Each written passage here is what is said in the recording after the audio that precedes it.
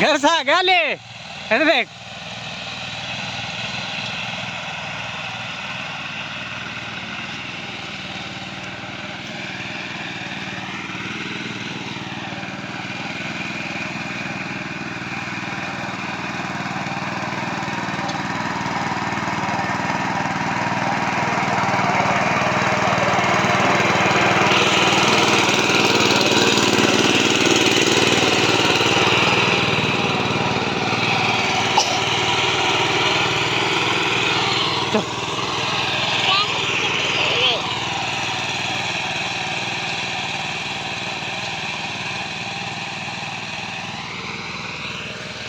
तो हरा मीन हो ठीक कर ले।